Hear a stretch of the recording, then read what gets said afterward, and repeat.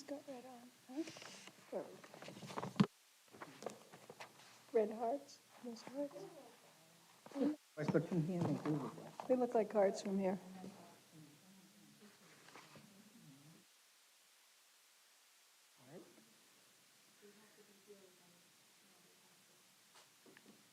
Good. They had a senior expo. Yeah. So I went, you saw the signs all over. Yeah. So I went, and there was these little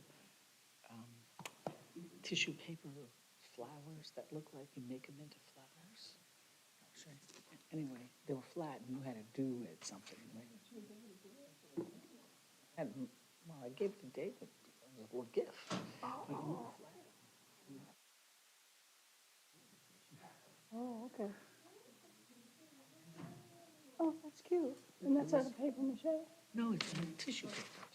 So they made little circles of tissue paper and they put a pipe cleaners down the middle. Okay. And what you do is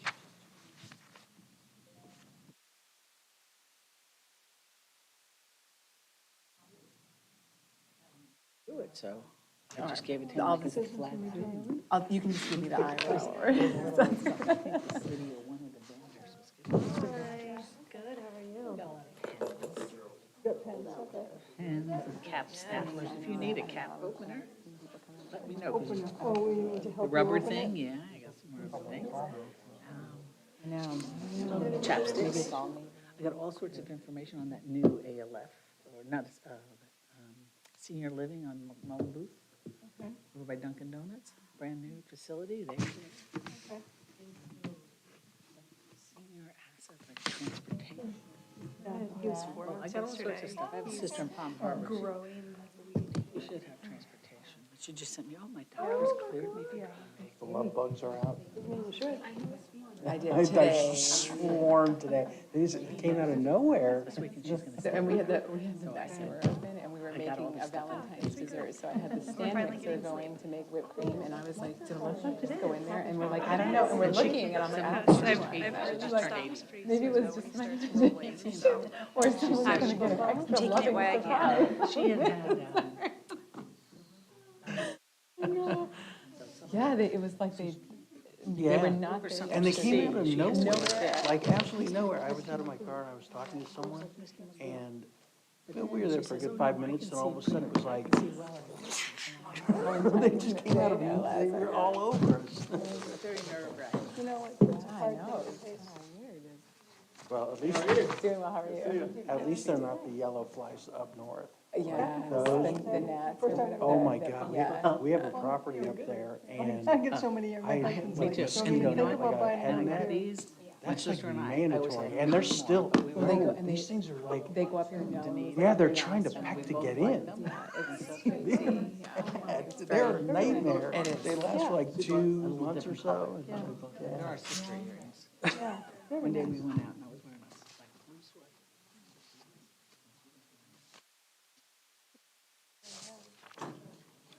Oh, like twins. We didn't know. Yeah. Like we had the same sweaters.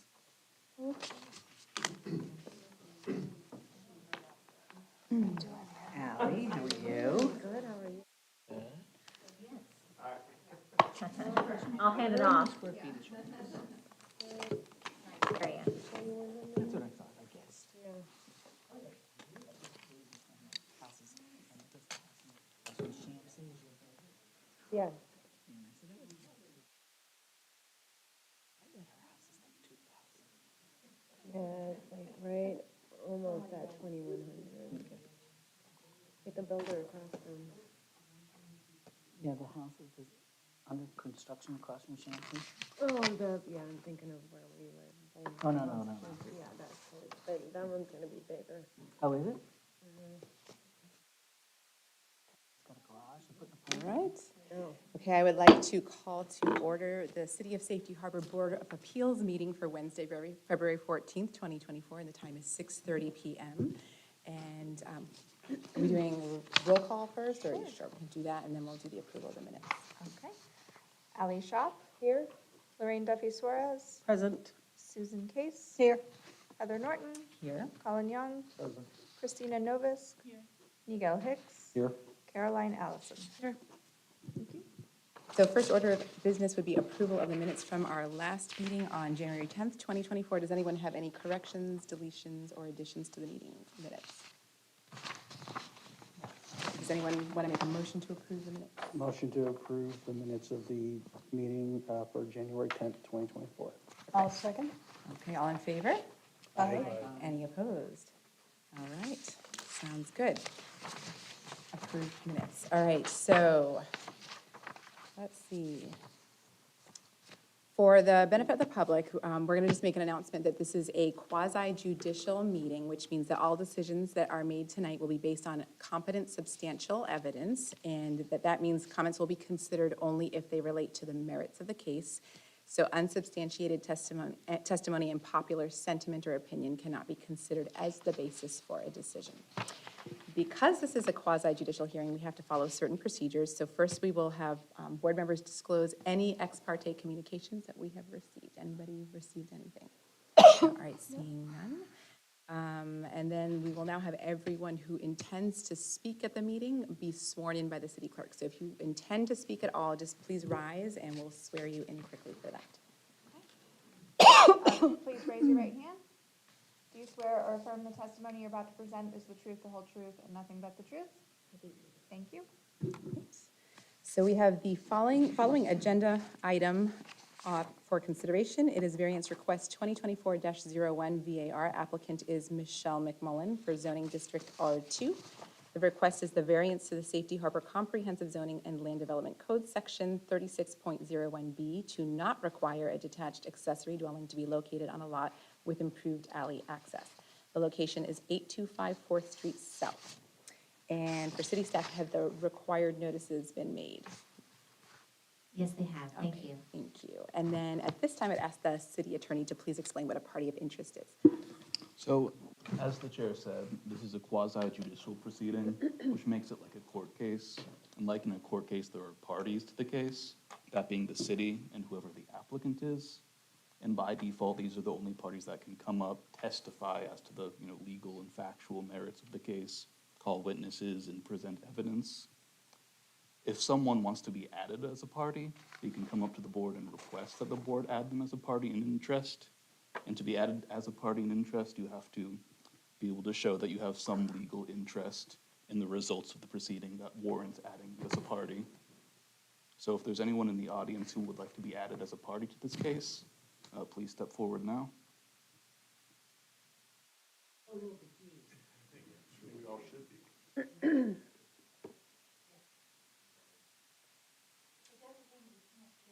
Correct. So during public comment, you can come up and state any opinions that you have at that level.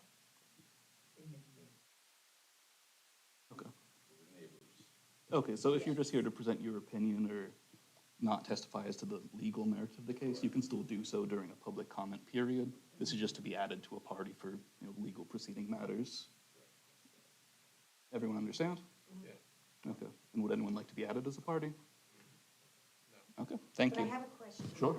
It's very vague what is being done over there. Is that going to be explained? Yes.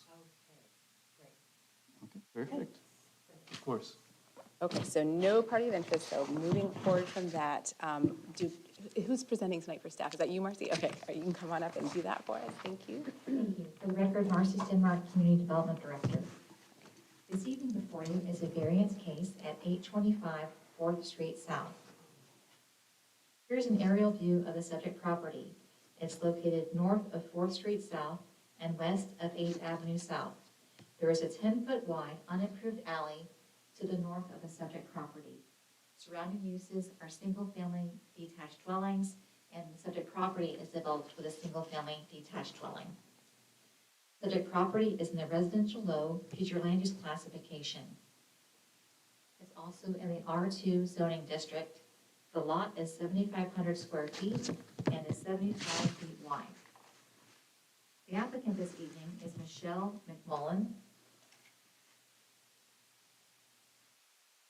And this is the applicable code section that we will be discussing this evening. It states that accessory dwelling units shall be permitted in all single-family residential zoning districts located within the city. And what defines an accessory dwelling unit is the presence of a range or an oven. The accessory dwelling unit may be added to or included within the principal dwelling unit or located in a detached structure. When it's a detached accessory unit, not in the E1 district, it must be located on either a corner lot or an alley with improved access. Definition of improved access is that it's improved so people can drive on it. Right now, it's grass and trees. In order to be improved or be considered to be improved, they would need to get a right-of-way use permit and improve the alley. And that would be done by kind of scraping the grass and providing some kind of approved substrate, which may include crushed shell, gravel, asphalt, or concrete.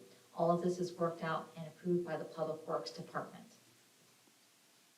The variance before you this evening is to allow a detached accessory dwelling to be located on a lot without improved alley access. In other words, the applicant does not wish to improve the alley in order to build an accessory dwelling, and they're seeking a variance to not improve the alley. Here is a photograph of the subject property. It's developed with a detached single-family dwelling. Here's a photograph of the alley behind the dwelling. And here's an image of the proposed permit plan that was submitted by the applicant and is currently in review. And what you see here on the permit plan is here's the existing two-story residence, here's the existing driveway, and the applicant is proposing to add another extension of the driveway that leads to a proposed detached accessory dwelling. Instead of improving the alley and having people access the dwelling from the alley. And so that is what they're proposing with their permit. And when it came in and we had the code requirement, we had indicated to the applicant, we can't approve it at this time without a variance. And so that's why they're before you this evening. The various variance standards are here on the slide, and I'll briefly go through them in my staff report. The staff report is in your backup. So the first criteria is that the need for the proposed variance arises out of the physical surroundings, shape, topographical condition, or other conditions that are unique to the property. The alley located north of the subject property is unimproved at this time. If the alley were to be improved to meet the code requirement, several protected trees would need to be removed and a sanitary sewer manhole would also need to be replaced. So those are unique conditions to the property, to the alley. Next, reasonable use. Strict application of the provision of the code deprives the applicant of reasonable use of the property. The alleyway improvements are required to ensure access to the accessory dwelling, and this is for interior lots. The applicant has demonstrated that adequate access and parking will be provided on site, and there's ample space to provide the parking and the access to the new dwelling. Number 3, granting the variance will not confer a special privilege that is not allowed for other lands, buildings, or structures in the same district. Attached accessory dwellings are permitted in all zoning districts, and many lots in the R2 zoning district are permitted to have a detached accessory dwelling. Number 4, the variance being requested is the minimum necessary to afford relief. Number 5, the condition or special circumstances peculiar to the property have not been self-created. Number 6, the variance is not based on the presence of nonconformities in other areas of the neighborhood. Number 7, the variance is not based on a condition including financial, personal to the applicant. Number 8, the proposed variance would not diminish property values or the neighborhood character. Number 9, the variance will not affect health, safety, or welfare of the public. Number 10, it will not create a negative impact on public services or facilities. Number 11, it generally conforms with the intent of the comprehensive plan and land development code. The city did not receive any communications regarding the variance before this evening, and staff finds that the variance meets the standards of review, and as always, your options are to approve the variance, approve with conditions, or deny the variance. So the Board of Appeals makes decisions regarding variances, and tonight these are your options. So that concludes the staff's presentation. I'll be able to have any questions. Thank you, Marcy. And so at this time, the applicant has an opportunity to come up and speak and just present if you have any commentary relative to what Marcy has presented or anything else that you would like for the board to be aware of. Yes, you do. It's okay, we're all friendly. And just for the record, if you could just state your name and address. My name is Michelle McMullen. Okay. I'm the owner of the property. The goal is just to reduce the impact on the environment. I like trees and land and nature, and to avoid having to pave, reducing, like, when I lived in South Tampa, and all the paving created flooding. I'm trying to eliminate that. I'm trying to do things as eco-friendly as possible. So, as Marcy explained, there's no need to access the alleyway to access the property that I'm trying to install. Sure. So, All I right. think that's it, and if, like, the neighbors or anything have any questions or concerns, Absolutely. will I be able to? Yes, address and them? the board may have some questions, and you can just step back up again as well. So, perfect. Thank you very much. Okay. Can I ask a question? Sure, yeah. Just that way, maybe. Yeah, before you. well, Before you always- sit down. Yeah. So you own, do you live on that property? You plan to live there? And then you're planning to have somebody else perhaps live in that back? So you, but you're planning to stay on the property? So you'll always be there? And I think that's what the code says. I'll just check it. Okay, that's all I want to know. Thank you. And Marcy, you don't have anything to add in follow-up to that? I do not. Thank Okay, you. all right, sounds good. So at this time, then, we're going to invite the public to come up and speak. So same thing for anyone who would like to comment. You're going to just come up to the podium and state your name and address for the record, and then you have a few minutes to just kind of share what your thoughts are. Jeff Bell, 335 8th Avenue South, the adjacent property. Can I just ask a question first? Has this been approved, the building been approved yet? Is that what we're talking about, or is this just the variance? So it sounds to me, Marcy, correct me if I'm wrong, that they're in the process of the permitting, and basically with the permitting process, because of the circumstance with this particular requirement in the code, it's paused, because to continue on with the permitting, we would need to get the variance. Then I would like to express my opposition.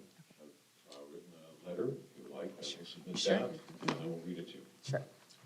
My concerns are both personal and community related. Firstly, based on the orientation of my home, of my direct neighbor's home, it would appear that this property was once part of my property, which puts my house 5 feet from the property line. And that would put this new building 5 feet from that. So I've already had a problem looking out my kitchen window into the eyes of my neighbors. This building would be this distance. I can't reorient my kitchen. That's how I look, so I'll be looking directly at this. So that's the issue that, first of all, we're just adding a building needlessly to this property. Secondly, who does this project serve? Does this in fact create low-income housing, or is this a ploy to exploit this property as a business? The current owner of this property has never occupied this home, and it was purchased, in my estimation, to produce income. This is the first I've heard that she'll be occupying this residence. I've heard about 3 different stories about what's going on. An additional dwelling would obviously maximize the income potential of the property, but does it serve the community and the neighbors? With additional short-term renters, we guarantee this will become a revolving door of 1-year leases, as nobody will be able to homestead on this property. Paving over the yard to accommodate additional vehicles is antithetical to wildlife that occupy our town. Directly in front of my house is another property that is part of a portfolio of rental homes, another business. This property has seen new renters every year with the exception of one in the 8 years that I've owned my home. Now, they've shifted to short-term rental, and we have new occupants every week in that property. And these renters have no vested interest in our community. Allowing predatory landlords to remove the starter homes from the marketplace to accommodate the influx of wealthy newcomers is a short-term gain with long-term consequences. This is a community first. I watched my neighbors' children grow up, and a couple of the thing on my record. I know my neighbors, their dogs, cats, I know the squirrels, the crows, we keep an eye out for each other, and that's a lifestyle that's enviable to outsiders and should be protected. Protected priority for those of us lucky enough to live in this beautiful town.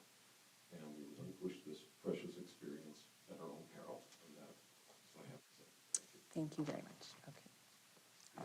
If you have copies, you can distribute them if you want, or I don't, is it just a single? I have or- two, so- You have two, you can, yeah, if you'd like to pass them down, then we can do that. Thank you, Liz. All right, does anyone else wish to speak?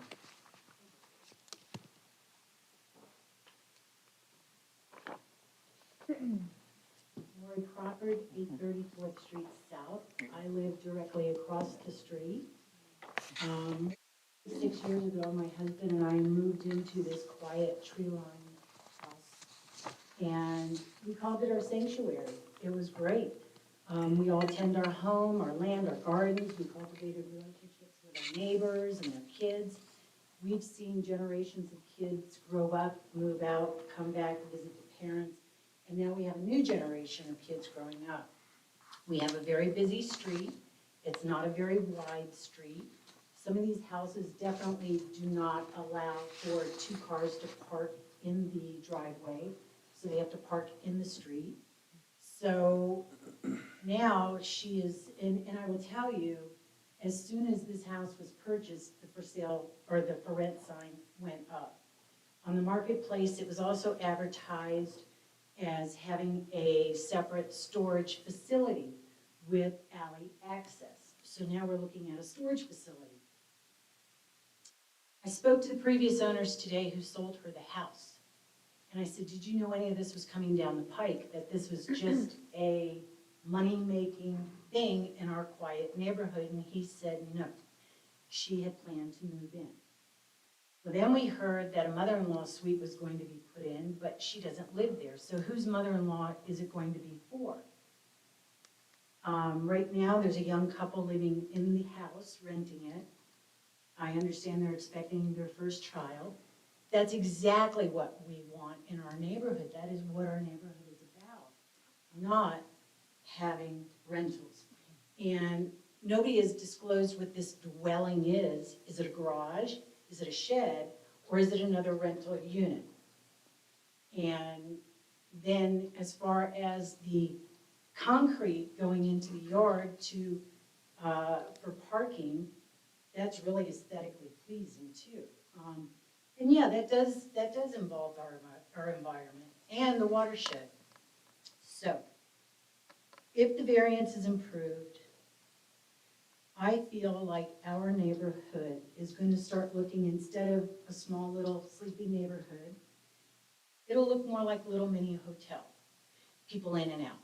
If it's short-term rental, a week, 6 months, or long-term, a year, we're still getting turnover of people constantly. That's not our neighborhood.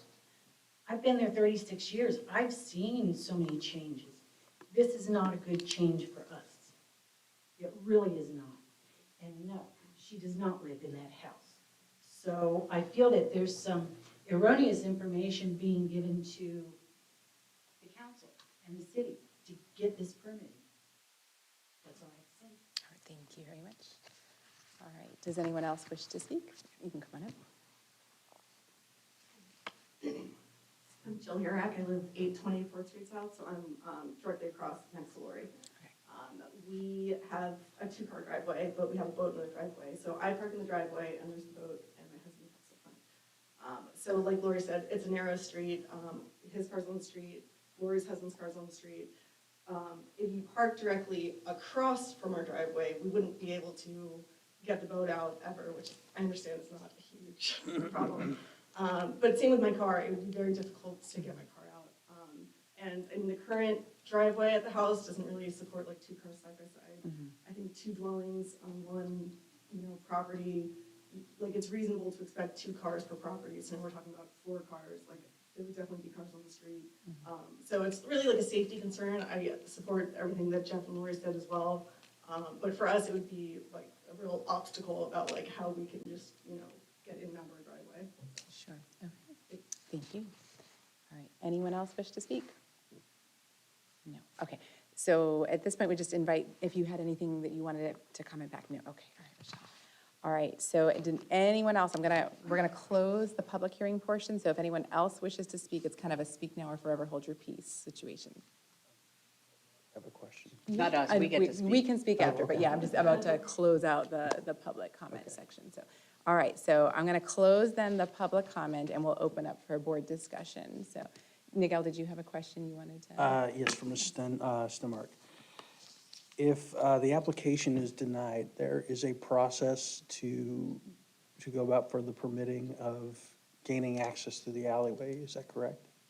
If the variance is denied tonight? Mhm. Oh, yes, the applicant has the option of improving the alley through a right-of-way use permit, and we've already met with her on what that could look like. Yes, that's available. Okay, and the process for that would entail what?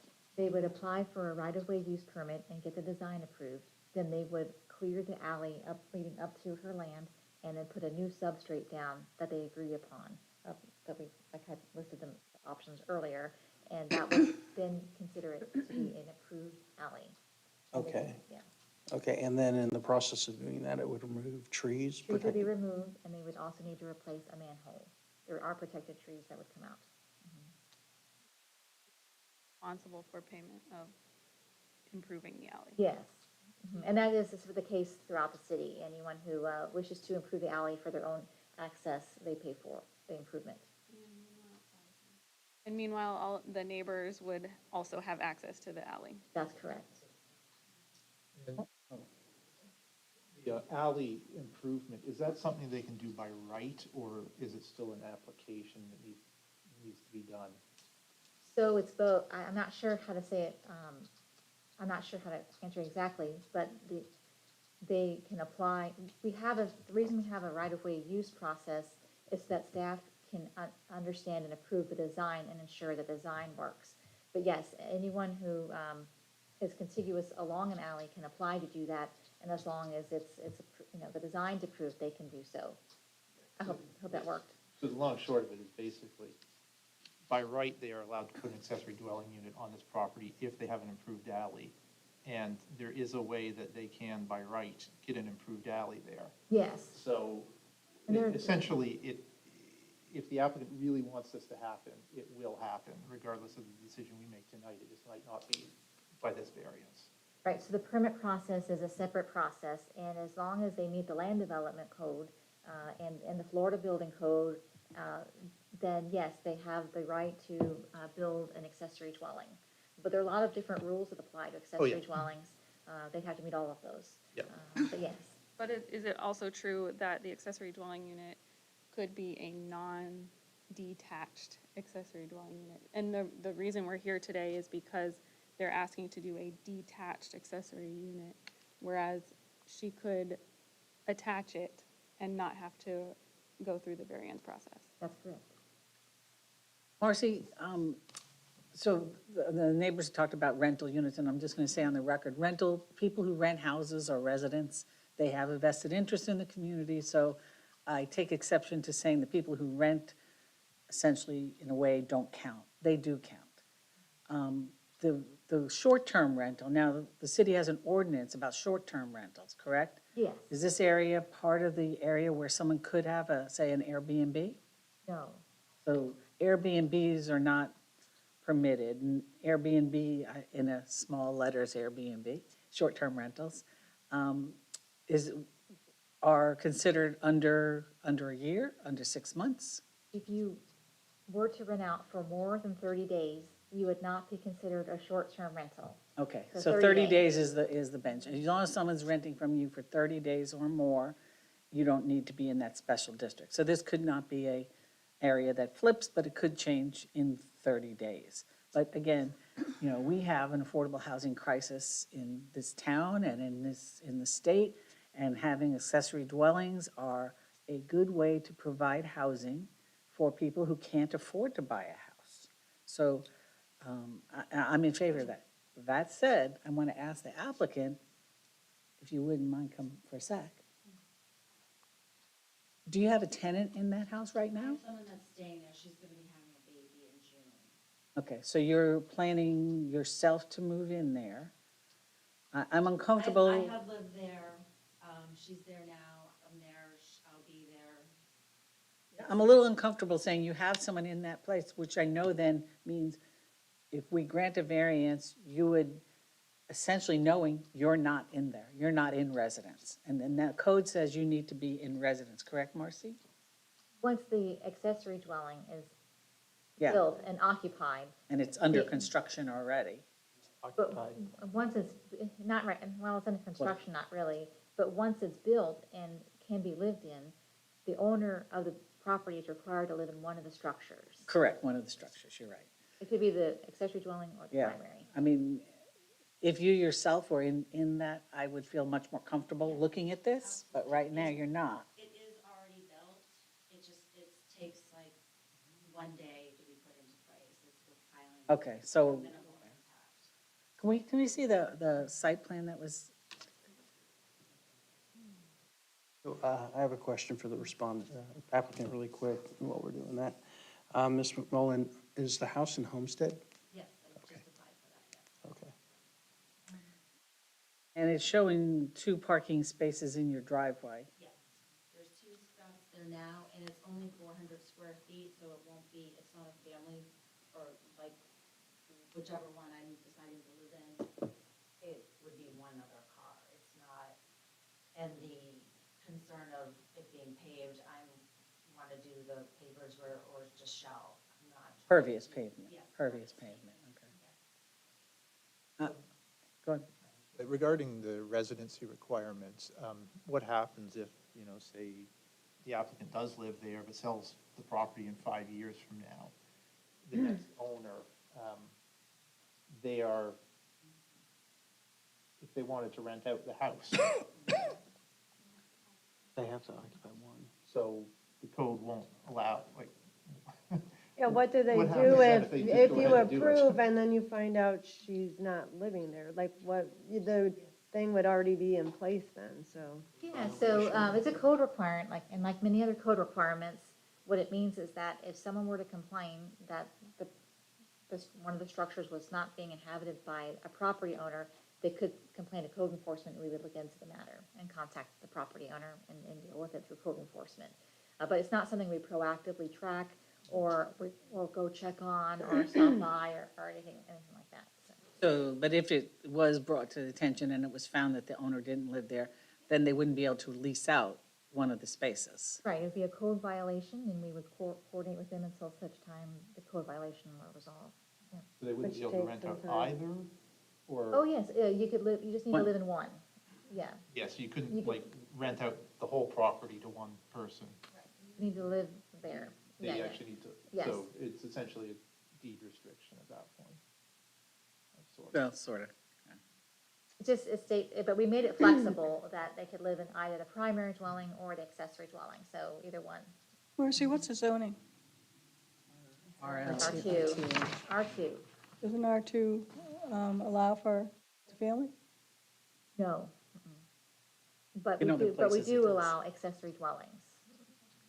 Yeah. If you'd like to see the code section, it's not considered multifamily. Here's the code section. So accessory dwellings that are attached are allowed in all residential zoning districts. And then if the detached accessory dwellings, it's allowed if you're on a corner lot or a lot with improved alley access. So it's not considered to be a multifamily in the code. Well, who maintains the alleyway? I mean, if the alleyway stretches along the road, along other people's properties, who maintains it? The I mean, this neighboring person wouldn't have to be responsible for the The alleyway, neighboring property owners. the other property owners. So, well, it's the neighboring, that's what the code reads, is that alleys are maintained by the adjacent neighbors. So if she improved her section of the property, the right of way, and the other neighbors don't have theirs cleared or whatever, not maintained, then She would be responsible for improving it all the way from the road to her property. in maintaining it. Yes, yes. Yes, so if she's not the corner, she's one in. So So she she'd would- have to go from there. So it's an expense. It's quite an expense. I mean, And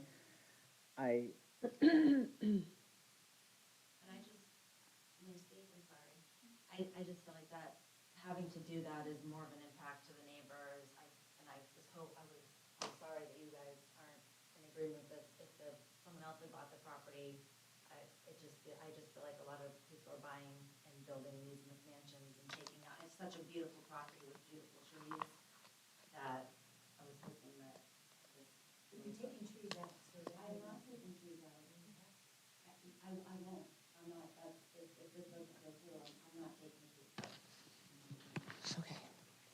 Okay. What are the setback requirements for the primary structure versus an accessory? Sure. Why don't I start with the accessory? I've got that up, and then I'll go to the primary. So no closer than 10 feet to the primary structure, no closer than 5 feet to a lot line, and no closer than 6 feet to any other accessory structure. And it needs to be behind the forward face of the primary structure. That's where the accessory dwelling requirements are. And then in the R2,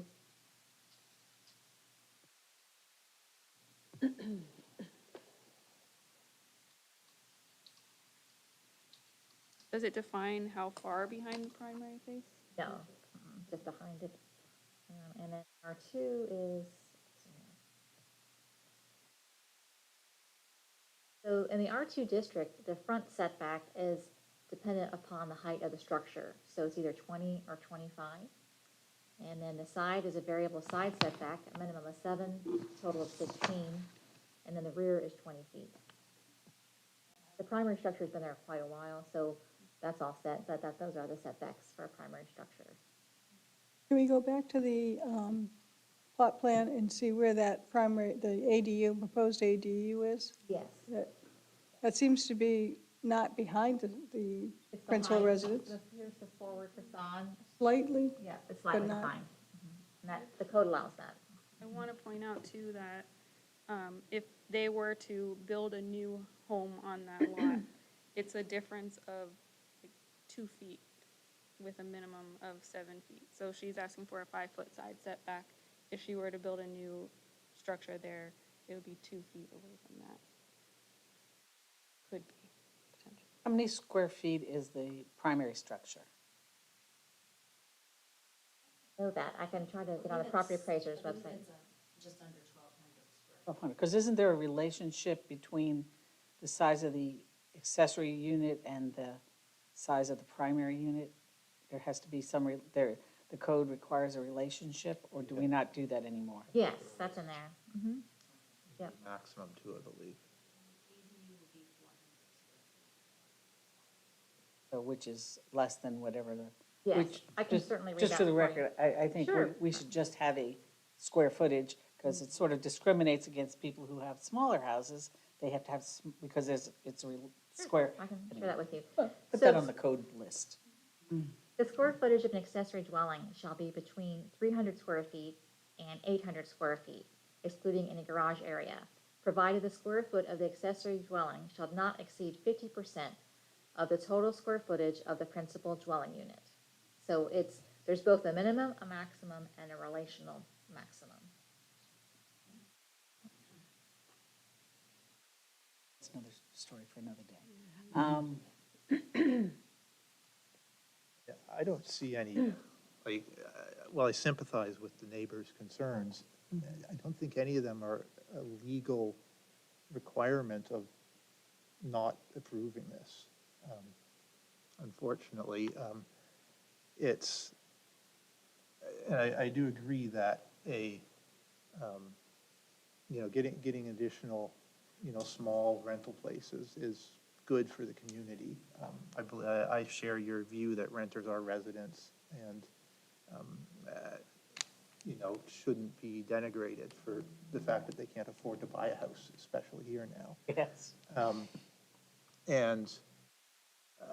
I believe that some of these issues could be resolved if the neighbors would just talk to each other. And this has nothing to do with whether this gets approved or denied, but it looks to me like the positioning of that could be changed a bit to make up for being so close to the other neighbor, that there could be some compromises made here to. We've actually talked, and this is the first, that he's been very supportive, and we've had discussions, and he didn't express any discomfort with it. If you come up, you can. Well, Public comment. Public commentary is closed, yes, so, well, I technically no, right? I mean, if we close the, or can we, I mean, I think if somebody would like to ask. We're not getting the truth. I'm not Okay. getting the truth when we Yeah. talk. What, And- are we allowed to have him come up or only if we were to ask him a specific question? Since the board has closed public comment and moved on to discussing the merits of the case, I would advise not. Okay, all right, gotcha, okay. Okay. But this does go up before the commission, correct? No. No, No. this is, Okay. no. So this is, if we approve this, Yeah. it goes to the permitting This is review. appeals, not, Yeah. sorry.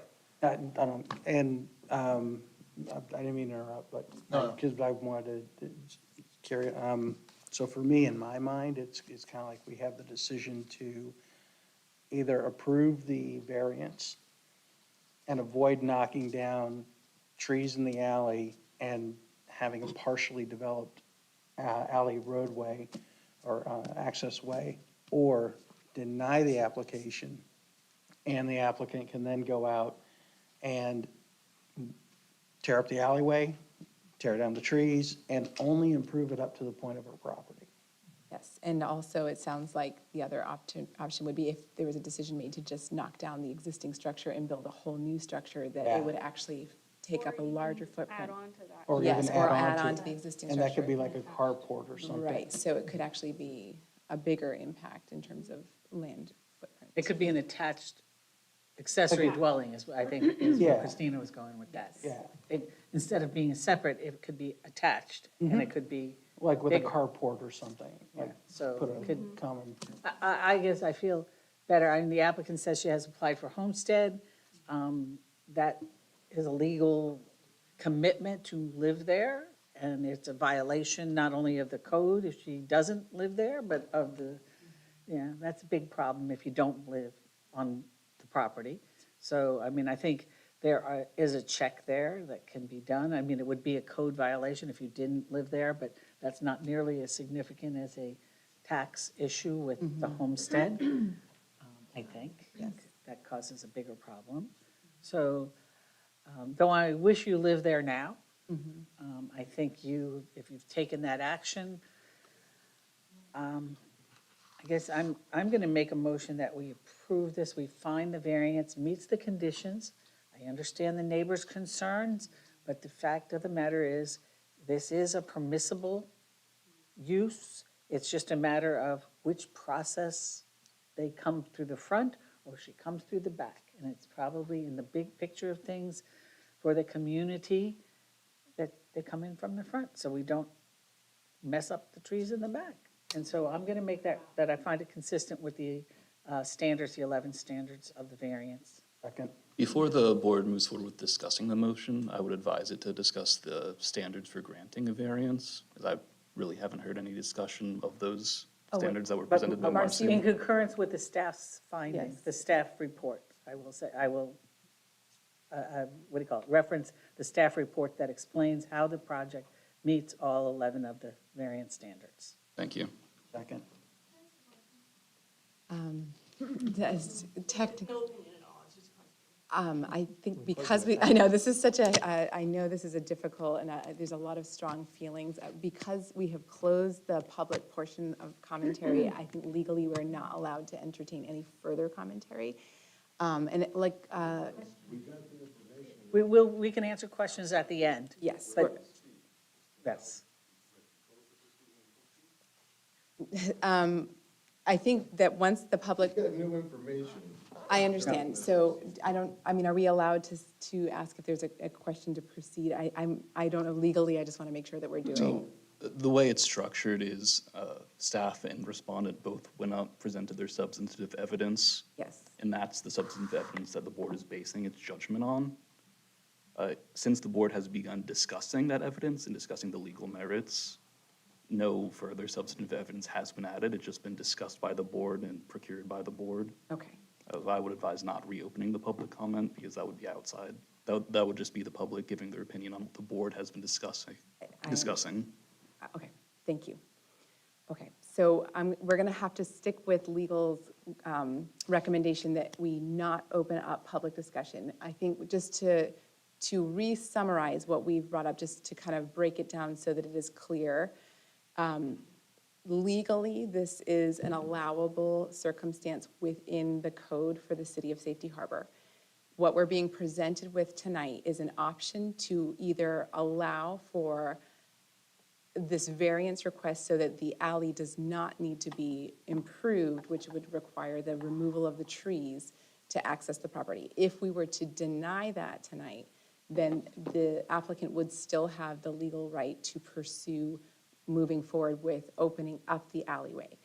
In addition, if this were to be amended so that it was not a detached additional dwelling space, but an attached dwelling space, the current code would allow for it to be a larger footprint, which would potentially actually extend closer to neighboring homes. So with all of that, with the code, and we certainly can understand, I think part of the difficulty of sitting here on the board is that all of us as people have personal opinions and feelings, but we are required legally to work within the confines of certain code requirements, as well as when we're granting a variance or denying a variance, there's 11 specific criteria that need to be either met or not met in order to agree with making that approval. And so, according. Property is one. I'm sorry to blurt that out, but that is one. The board has closed public comment. Yes, I'm sorry, sir. It's okay. We have a motion. Yes, We and have we a do motion to vote on. We do have a motion, and we. Exactly. Code Who would we enforcement. complain to if she doesn't follow the rules?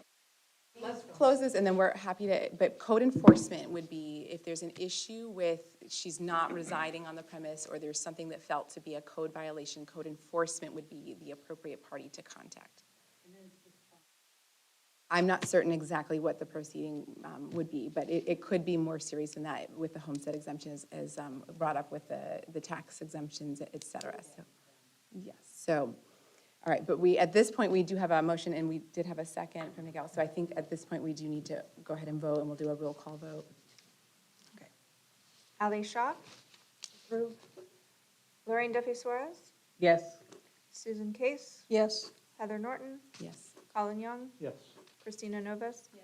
Miguel Hicks? Okay, motion carries. Okay. Yes, that adjourns the meeting at 7, what is it, 14? 7:13? Okay, and